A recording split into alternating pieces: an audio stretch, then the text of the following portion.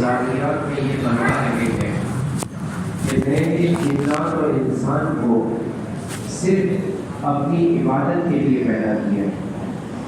میں ان سے معاش نہیں چاہتا اور نہ ہی میں یہ چاہتا ہوں کہ یہ بندے مجھے کھلائیں گے۔ بے شک اللہ تو وہ ہے جو سب کو روزی دیتا ہے اور بڑی طاقت والا، بڑا زبردست ہے۔ انسان اور جنات کی پیدائش صرف عبادت کے لیے ہوئی ہے، اور عبادت بھی ایسی کہ اس سے غلطیاں بھی ہو اور یہ توبہ بھی کرے، یہ اس کی عبادت ہے۔ توبہ اللہ کو بہت پسند ہے، بہت پسند ہے۔ التائب الی الذنب کمن لا ذنب لہ۔ ایک آدمی گناہ کر چکا، غلطی کر چکا، اس سے غلطی ہو گئی، اب غلطی ہو گئی اسے نامہ اعمال میں آ گئی، لیکن غلطی ہونے کے بعد وہ اللہ سے معافی مانگتا ہے، اللہ کی طرف وہ رجوع کرتا ہے، تو اللہ ایسا فرما رہے ہیں کہ وہ غلطی سے معافی مانگنے والا ایسا ہے جیسے اس نے کوئی غلطی کی نہیں، اس کی کوئی غلطی نہیں، کمن لا ذنب لہ، اس کو کوئی گناہ نہیں، گناہ سے صاف ہو جاتا ہے توبہ کرنے والا۔ توبہ ایسی چیز ہے۔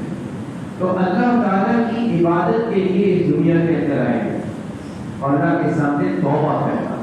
دیکھیں ہم نماز پڑھتے ہیں، نماز پڑھنے کے بعد یہ کہتے ہیں جو سلام پڑھتے ہیں السلام علیکم ورحمۃ اللہ، السلام علیکم ورحمۃ اللہ، اللہ اکبر، استغفر اللہ، استغفر اللہ، استغفر اللہ۔ نماز کے بعد توبہ، اللہ کا ذکر کیا، تلاوت کی اور نہ کھایا نہ پیا نہ کچھ کیا، اللہ کی طرف متوجہ تھے نماز میں۔ نماز کے بعد استغفر اللہ، استغفر اللہ۔ یہ ایک بندے کا خاص وظیفہ ہے کہ وہ نیکی کے اوپر بھی توبہ کرتا ہے کہ اللہ آپ نے نیکی کا حکم تو دیا، لیکن یہ نیکی آپ کی شان کے مطابق میں نہ کر سکا، اس کے اوپر بھی میں آپ سے معافی مانگتا ہوں، اس میں بھی اللہ سے معافی مانگتا ہوں۔ تو انسان اور جنات کی تخلیق یہ اللہ کی عبادت کے لیے ہوئی، اور اللہ تعالیٰ نے وضاحت کے ساتھ اسے آگے اور بھی بیان فرمایا۔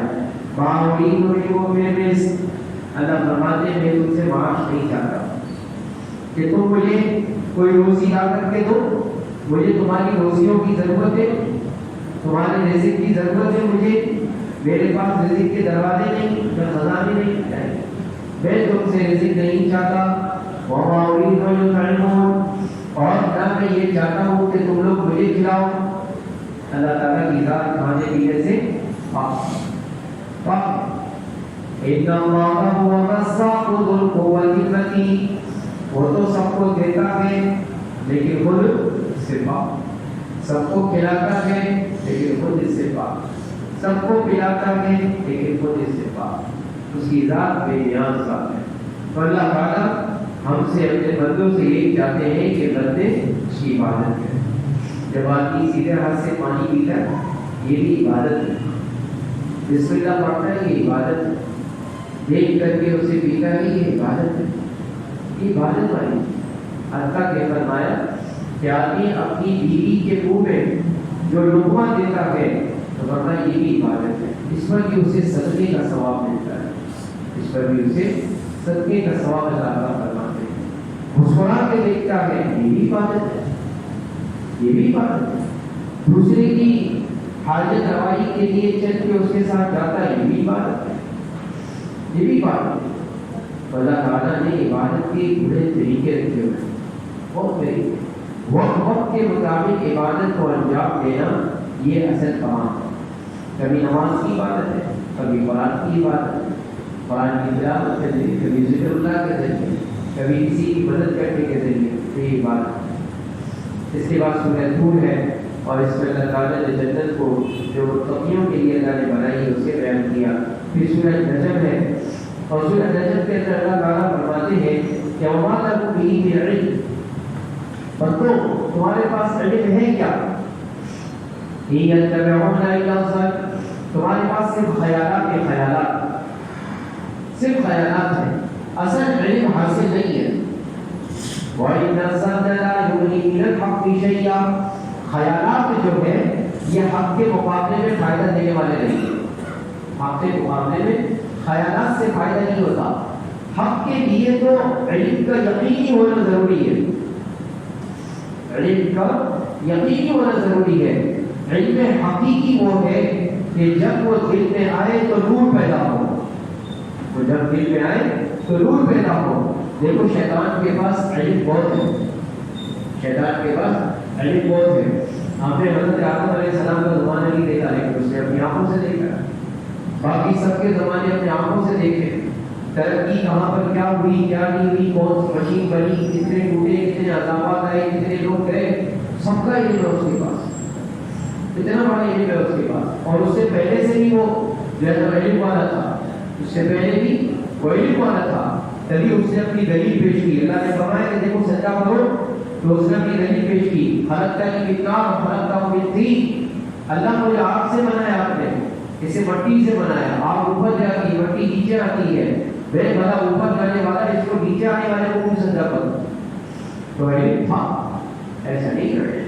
لیکن علم حقیقی کہ جس سے اللہ کی معرفت مل جائے وہ نہیں تھا, اور وہ نہیں ہے اس کے پاس. اللہ کی معرفت والا علم جسے ملتا ہے وہ اللہ کی نافرمانی میں نہیں رکھتا. وہ اللہ کی نافرمانی سے اسے بچاتا ہے. کتنے لوگ یہ کہتے ہیں, تھوڑی تھوڑی کوئی بات ہوتی ہے تو کہتے ہیں وہ بھائی وہ جو ہے بڑی داڑھی والا تھا, میں نے اس کے ساتھ ہی معاملہ کیا. داڑھی والا ہونا عالم ہونے کی نشانی نہیں ہے.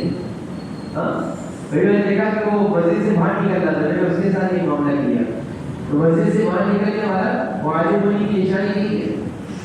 بات میں نے دیکھا اس کے بعد یہ سرٹیفکیٹ بھی تھا, تو بھائی وہ اپنے علم کو جانتا ہی نہیں, تبھی وہ غلط معاملہ کر رہا ہے. علم حقیقی سے خالی. علم حقیقی یہ ہوتا ہے کہ جب وہ دل میں آتا ہے وہ آدمی کو گناہ سے روکتا ہے, وہ آدمی کو گناہ سے بچاتا ہے. ورنہ تو حضرت شیخ نے لکھا ہے کہ وہ علم کہ جو صرف زبان پر ہو دل میں نہ جائے وہ عالم کے خلاف حجت بن جاتا ہے, اور قیامت کے دن اس کی پکڑ کا ذریعہ بنتا ہے. اور وہ علم جو کہ دل کے اندر آ جائے یہ تو خود اس عالم کے لیے حجت بنتا ہے, اور اللہ تعالیٰ اس کی وجہ سے جو اسے معاف کروانا. اور قیامت کے دن ایک طرف ہم تو یہ حدیث کو سنتے ہیں کہ وہ عالم کو بلایا جائے گا, اس سے پوچھا جائے گا, شہید کو بلایا جائے گا, اس سے پوچھا جائے گا, مالدار کو بلایا جائے گا, اس سے پوچھا جائے گا. اور پھر تینوں کے جواب وہ ایسے ہوں گے جو قابل تشفی نہیں ہوں گے. تاریخ اپنی کردار کو بیان کرے گا, لیکن اللہ فرمائیں گے کہ نہیں, یہ سب کچھ تو اپنے لیے کیا, اس لیے کیا تاکہ تمہیں کوئی شہید کہے, تمہیں کوئی عالم کہے, تمہیں کوئی مالدار کہے, سبھی کہے, اس لیے کیا. ابھی ان کو جو ہے وہ منہ کے اوپر پر ان کو جہنم کی آگ میں دھکیل دیا جائے گا. یہ کون؟ علم صرف یا زبان پر ہے. مال خرچ کرنا زبان پر ہے, ہاں شہادت یا زبان پر ہے, انتر نہیں ہے. جہاں انتر ہے تو اللہ تعالیٰ وہ علماء کو قیامت کے دن بلائیں گے, وہ تین غلطیاں ہو جاتی ہیں. غلطیوں سے کوئی گھبرانا نہیں ہے, لیکن علم ان کے دل کے اندر اترا ہوا ہے, ریاکاری کے اندر نہیں ہے. وہ علماء آئیں گے, یہ حدیث ہے, یہ بھی حدیث ہے کہ وہ علماء کو اللہ تعالیٰ بلائیں گے, اللہ تعالیٰ فرمائیں گے کہ اے علماء کی جماعت, میں نے تمہیں علم اس لیے نہیں دیا تھا کہ تمہیں عذاب دوں, میں نے تمہیں علم اس لیے دیا تھا کہ میں تمہاری مغفرت کر دوں. جاؤ, میں نے تمہیں معاف کر دیا, تم سے کوئی سوال مقابلہ نہیں ہے. ایک طرف یہ بھی ہے, ایک طرف یہ بھی ہے. تو بات یہ ہے کہ دین کے اندر اصولیات, ضابطے, یہ نہیں کہ جسے ہم فٹ کر دیں وہ اس ٹائم پہ وہ جنت میں چلا جائے, جسے ہم کریں تو وہ جنت میں چلا جائے. ہر ایک کو اپنا قوم ہونا چاہیے, دوسرے کے اس میں نہ پڑے, وہ جنت اور جہنم کے فیصلے نہ کرے, اپنے فیصلے کرے کہ میرا کیا ہوگا.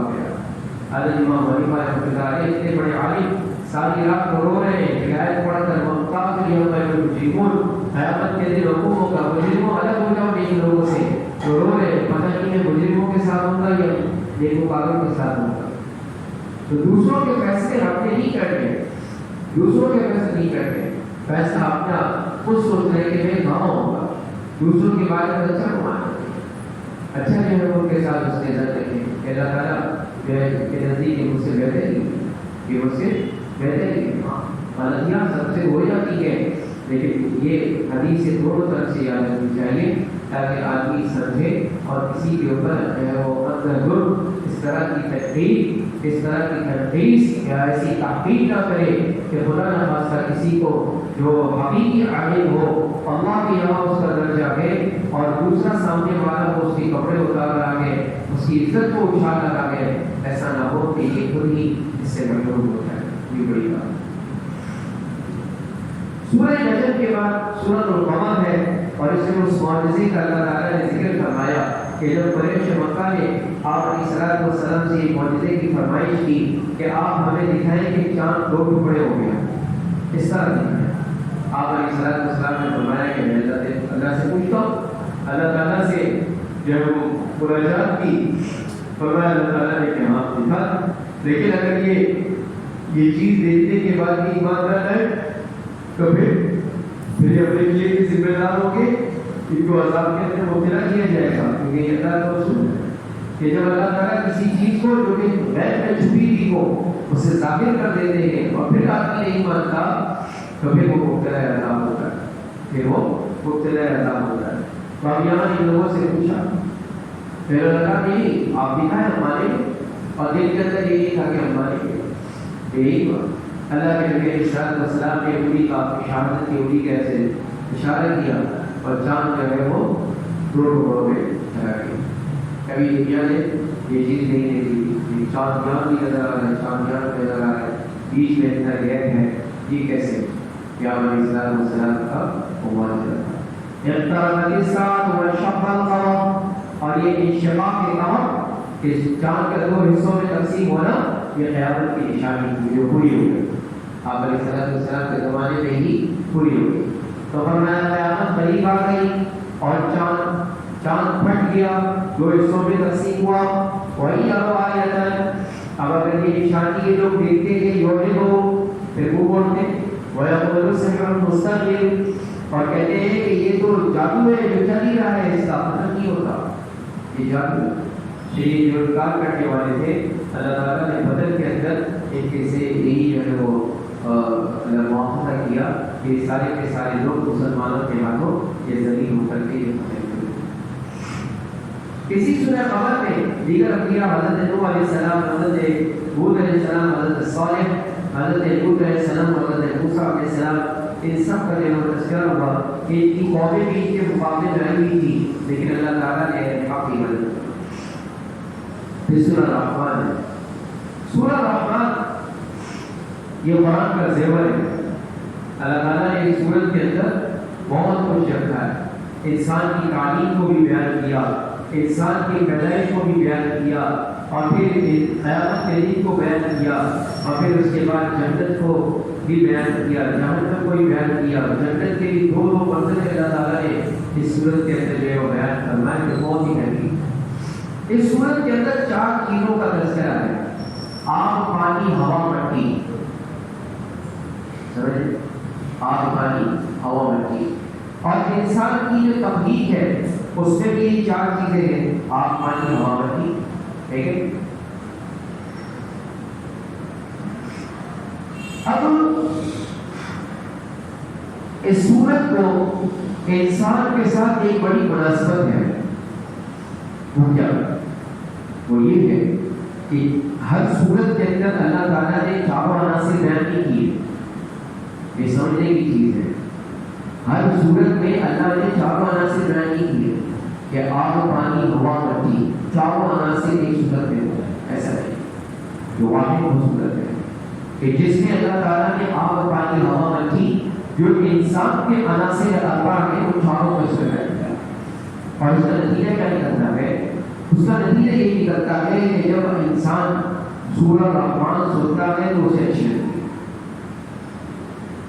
اسے اچھی لگتی ہے کیونکہ اس کے چاروں عناصر کے ساتھ چیزیں میچ ہو رہی ہوتی ہیں اور وہ چاروں چیزیں اس کی بالکل متوجہ ہوتی ہیں، اس پر اثر انداز ہوتی ہے۔ تو یہ سورہ الرحمن سنتا ہے تو کہتا ہے وہ مزہ آیا، میں سورہ الرحمن پڑھا ہے۔ کیوں؟ اس کیوں کا جواب نہیں ہوتا ہمارے عام ساتھیوں کے پاس، اس کیوں کا جواب نہیں ہوتا، لیکن ہمیں پتہ ہے کہ اس کیوں کا جواب یہ ہے کہ عناصر اربعہ کا اس میں ذکر ہے، اور یہ عناصر اربعہ یہاں انسان کے ساتھ جو پیش کرتے ہیں تو انسان کی طبیعت کے اندر ایک ہریالی آتی ہے، خوشی پیدا ہوتی ہے سنتے ہی۔ اچھا بھائی آپ کو سورہ رحمان سمجھ میں آتی ہے؟ ہمیں سمجھ بھی ہے، ہمیں تو سرکار جمع نہیں آتا، صرف اتنا ہی آتا ہے کبھی ربکما تکذبان، اے انسان اور جنات تم لوگ اپنے رب کی کون سی نعمتوں کو جھٹلاؤ گے، یہ آپ کا رب۔ اس کے علاوہ کسی اور آیت کا ترجمہ اور کسی کا نہیں، تو پھر یہ جو اچھی کیوں لگتی ہے یہ بھی پتہ، یہ معلوم نہیں۔ ان چیزوں کا انسان کی عناصر کے ساتھ بہت گہرا تعلق ہے، یہ اس کے ساتھ بالکل ٹک کر کے لگتی ہے، اسی وجہ سے انسان کی طبیعت کے اندر بڑی وہ خوشحالی آتی ہے، ہریالی سی پیدا ہوتی ہے۔ اور اسی لیے میرے عزیزوں جو یہ دماغی ڈپریشن کے اندر شکار ہوتے ہیں، ذہن کام نہیں کرتے، یا دماغ کے اوپر فالش کا اثر ہو جاتا ہے، یا دماغ کی کبھی کوئی رگ جو ہے وہ پریشان کرتی ہے اور ڈاکٹر کہتے ہیں کہ اس کی رگ جو ہے وہ ہل چکی ہے اور اس کے لیے مسئلہ پیدا ہو رہا ہے، ایسے حضرات کے لیے علاج جو ایک تو میڈیکل علاج وہ اپنا کرتے ہیں، اس کے علاوہ ان کے لیے بہترین علاج یہ ہے کہ انہیں دن میں 3 مرتبہ سورہ رحمان سنائی جائے۔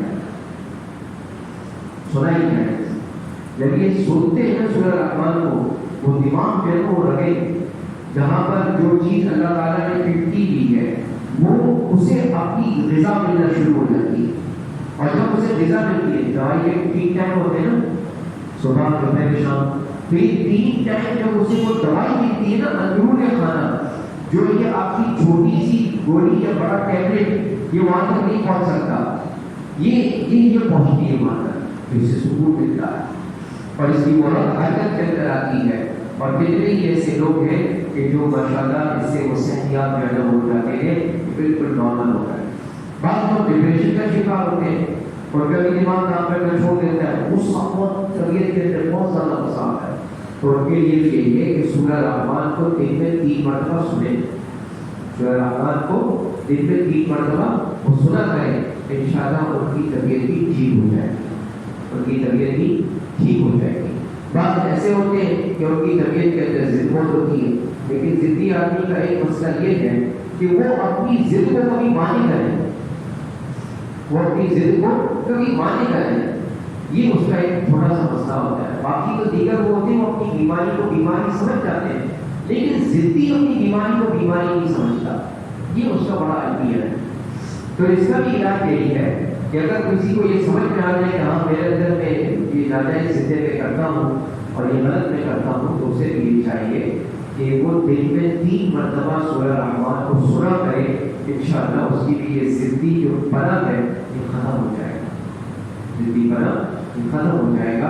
اللہ تعالیٰ اس کے دماغ کو بھی سکون عطا فرمائیں گے، پھر وہ کسی کے ساتھ ضد نہیں کرے، اور یہ کسی کے ساتھ نہیں کرے گا، اس کی بات کو سنے گا، اس کی بات ٹھیک ہوگی تو اسے دے گا، اور اگر ٹھیک نہیں ہے تو اسے چھوڑ دے گا، جیسے کہ ایک عام نارمل سمجھدار انسان وہ کرتا ہے۔ بات ہے سورہ واقعہ ہے، سورہ واقعہ کے اندر یہ اللہ تعالیٰ نے جنت کا اور جہنم کا تذکرہ کیا، اور سورہ واقعہ کے بارے میں فرمایا حضرت عثمان غنی رضی اللہ تعالیٰ عنہ حضرت عبداللہ بن مسعود رضی اللہ تعالیٰ عنہ کے پاس گئے اور فرمایا کہ ہم آپ کے لیے کوئی وظیفہ مقرر کر دیتے ہیں، ہمارے کہا کہ اتنا کر دیتے ہیں کہ آپ کی بیٹیوں کو، ان کی بیٹیاں تھیں، بیٹا بعد میں ہوا تھا، انتقال ہونے بعد میں ان کا بیٹا پیدا ہوا تھا، لیکن اس وقت بیٹیاں وہ سامنے تھیں، تو حضرت عثمان رضی اللہ تعالیٰ نے فرمایا کہ ہم آپ کی بیٹیوں کے لیے کوئی مقرر کر دیتے ہیں، آپ کے بعد ان کو کام آئے گا، کہا کہ ضرورت نہیں ہے، مجھے رسول اللہ صلی اللہ علیہ وسلم نے ایسی چیز سکھائی ہے کہ میں نے اپنی بچیوں کو سکھا دی،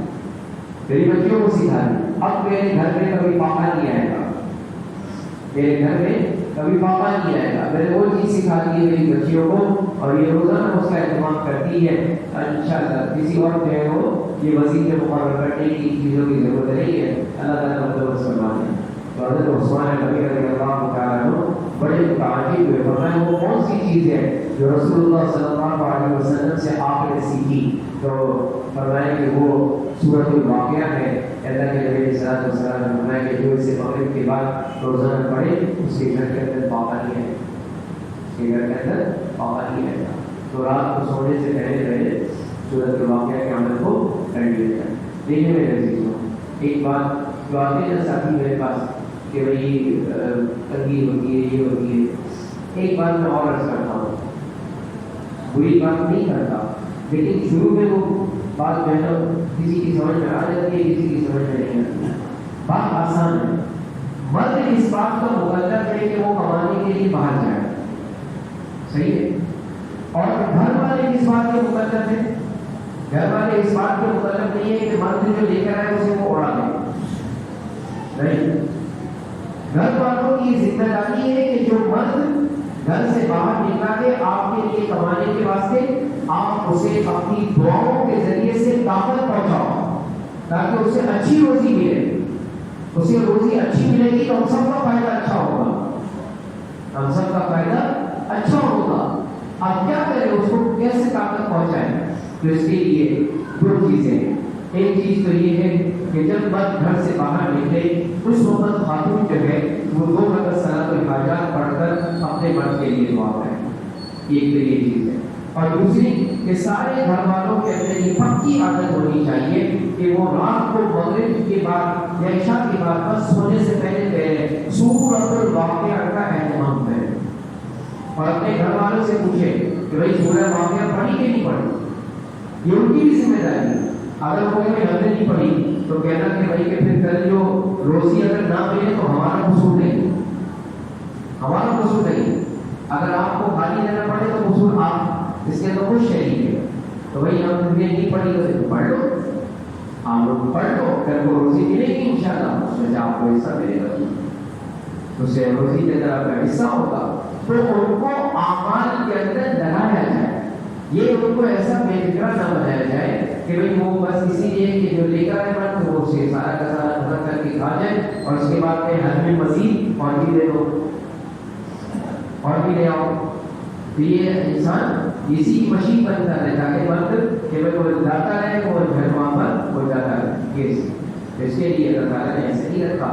یہ مرد کی ذمہ داری ہے وہ باہر جائے، وہ خود بھی عمل کا ذمہ دار ہے کہ عمل بھی کرے گا اور کام بھی کرے گا، اور باقی گھر والے وہ عمل کریں گے اور اسے قوت پہنچائیں گے، تو انشاءاللہ سبحانہ انشاءاللہ روزی بھی ملے گی اور برکت بھی ملے گی۔ پھر سورۃ الحدید ہے، اور سورۃ حدید کے اندر اللہ تعالیٰ نے ارشاد فرمایا أَلَمْ يَعْنِ لِلَّذِينَ آمَنُوا أَن تَخْشَعَ قُلُوبُهُمْ لِذِكْرِ اللَّهِ، کیا ایمان والوں کے لیے بھی وہ وقت نہیں آیا کہ ان کا دل اللہ کی یاد سے ڈر جائے، وَمَا نَزَلَ مِنَ الْحَقِّ، اور جو اللہ تعالیٰ نے حق بات اتاری ہے اللہ کی یاد سے ڈر جائے۔ ایمان والا تو اللہ اور اس کے رسول کی بات کو سن کر اس کا دل مسیح جاتا ہے، اس کا دل نرم ہو جاتا ہے، وہ عمل کے لیے تیار ہو جاتا ہے، وہ اس کے اندر حجت باقی نہیں کرتا، وہ کیا کرتا ہے، یا آمنا وسلمنا وصدقنا، ہم ایمان لائے، ہم نے اسے قبول کیا، ہم نے اس کی تصدیق کی، ہم اسے مانتے ہیں، اس پر ہم عمل کریں گے، ہمارے لیے راہ نجات ہے، ہمارے لیے راہ نجات جو ہے۔ تو جب حق کی بات آ جائے اور ثابت ہو کہ یہ بالکل حق ہے تو اس حق کا مقابلہ نہ کرے، حق کا مقابلہ نہ کرے کبھی کہ حق کے ساتھ ٹکرانے کی کوشش، حق کے ساتھ باطل ٹکرا رہا ہے، باطل بن کر حق کے ساتھ ٹکرا نہیں، بلکہ اس حق کو سوچے سمجھے پوچھے اور اپنے دل کو سمجھائے کہ دیکھو یہ حق ہے، اور پھر بھی نہ مانے لیکن ساتھ حق آگے ساتھ حق آگے، تو انشاءاللہ صبح انشاءاللہ وہ کامیابی نصیب ہوگی جو اللہ تعالیٰ نے کامیابی اہل حق میں رکھی۔ اور اسی لیے پیارے رسول صلی اللہ علیہ وسلم کی دعاؤں میں سے ایک دعا یہ بھی بہت مجرد یہ دعا ہے، اللہم ارنی الحق حقا وارزقنا اتباعہ، اے اللہ مجھے حق بات کو حق انداز میں سمجھا دے اور مجھے اس کی اتباع کی توفیق دے، وارنا الباطل باطلا وارزقنا اجتنابہ، اور جو باطل ہے وہ مجھے دکھا دے کہ یہ باطل ہے اور پھر مجھے اس سے بچنے کی بھی توفیق دے۔ تو حق کو حق سمجھنا اور پھر حق کو ماننا اور باطل کو باطل سمجھنا، یہ غلط ہے وہ غلط ہے، اور اس باطل سے پھر بچنا، اس باطل سے پھر بچنا یہ ضروری ہے، اس سے ایمان میں ترقی ہوتی ہے۔ ورنہ آدمی جب فتنوں کے شکار ہوتا ہے تو پھر فتنوں کا شکار ایسے ہی ہوتا ہے کہ حق باطل نظر آتا ہے اور باطل حق نظر آتا ہے، باطل حق نظر آتا ہے اور حق جو ہے وہ باطل نظر آتا ہے۔ یہ سارا معاملہ ہی خراب آدمی کے ساتھ ہوتا ہے۔ اس لیے دعا کا اہتمام کرنا چاہیے۔ کون سی دعا ہے؟ اللہ ہمیں حق کو حق کر کے سمجھا اور دکھا، اور ہمیں حق کے اتباع کی توفیق دے، اور ہمیں باطل کو باطل انداز میں دکھا اور سمجھا، اور ہمیں باطل سے بچنے کی توفیق دے۔ اور اس کو دعا کو اگر آسان کر کے اردو کے اندر اگر کوئی مانگنا چاہتا ہے تو اردو کے اندر اس کو اتنا آسانی کے ساتھ مانگے، اے اللہ اہل حق کا ساتھ نصیب فرما اور اہل باطل سے محفوظ فرما۔ بس اہل حق کے ساتھ رہیں گے تو حق کے اوپر رہیں گے، اور اہل باطل کے ساتھ چلیں گے خدا نہ خاصہ تو پھر باطل کے اوپر رہیں گے۔ سمجھ؟ یہ آسان اردو کے اندر اگر کوئی مانگنا چاہتے ہیں اپنی سمجھ کے ساتھ اللہ سے دعا کی رات کے اندر یہ خوب مانگے، خوب یہ والی دعا مانگے۔ کیا دعا مانگے بھائی؟ کہ اللہ اہل حق کا ساتھ نصیب فرما اور اللہ اہل باطل سے محفوظ فرما، اہل باطل کے قریب کر دے۔ تو آج کی رات یہ مانگنے کی رات ہے، اللہ تعالیٰ سے خوب مانگنے کی رات ہے، شب جمعہ کی رات ہے۔ سورہ دخان پڑھنے کا اہتمام کریں، سورہ الکہف پڑھنے کا اہتمام کریں، سورہ یاسین اور صافات پڑھنے کا اہتمام کریں، اور اسی طرح درود شریف حضور صلی اللہ علیہ وسلم کے اوپر کثرت کے ساتھ پڑھیں، یقین کے ساتھ پڑھیں کہ ہمارا یہ درود آپ علیہ الصلوۃ والسلام کی روزہ اقدس پر آپ کو جو ہے وہ پہنچایا جاتا ہے۔ اس یقین کے ساتھ پڑھیں، عظمت کے ساتھ پڑھیں، محبت کے ساتھ پڑھیں کہ اللہ آج میں دور سے یہ درود پہنچا رہا ہوں، ایک دن وہ بھی دکھا کہ جو ہے وہ اس درود کو میں براہ راست آپ علیہ الصلوۃ والسلام کے روزے اقدس پر پہنچا، وہ بھی دن اللہ دکھا ہے۔ تو خوب آج کی رات میں اپنے لیے بھی مانگنا ہے، اور کس کے لیے مانگیں گے بھائی؟ کس کے لیے مانگیں گے بھائی؟ ساری امت کی۔ اس کے لیے مانگیں گے ساری امت کی، اس میں بہت زیادہ ہے، سب کے اللہ تعالیٰ سب کے مقابل اجر بھی عطا فرمائیں گے، اور سب کو جو خیر ملے گی اللہ تعالیٰ اس خیر کر کر آپ کو بھی شریک کروائیں گے۔ اللہ جل شانہ سے الحمدللہ۔